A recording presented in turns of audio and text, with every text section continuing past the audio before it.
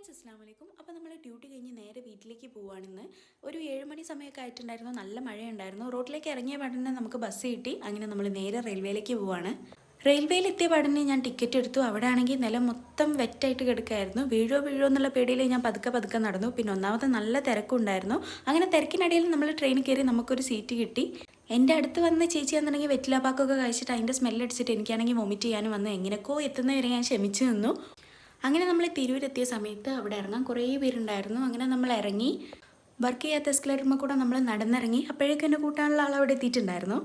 അങ്ങനെ നമ്മൾ ചെറിയ ചാറ്റൽ മഴയോട് കൂടിയിട്ട് തിരൂർ ബസ് സ്റ്റാൻഡിലൂടെയും ഗൾഫ് മാർക്കറ്റിലൂടെ ഒക്കെ പോകുമ്പോൾ സ്കൂൾ കാലഘട്ടമൊക്കെ ഓർമ്മ വന്നു. കാരണം ആ സമയത്ത് തെണ്ടി തിരിഞ്ഞ് നടന്നിരുന്ന സ്ഥലങ്ങളാണ് ഇതൊക്കെ. ഇപ്പം നിങ്ങൾ എൻ്റെ മുഖത്ത് കാണുന്ന സന്തോഷം അത് വീട്ടിലേക്ക് പോകുന്നതിൻ്റെ സന്തോഷം ആഹ്ലാദവുമാണ്.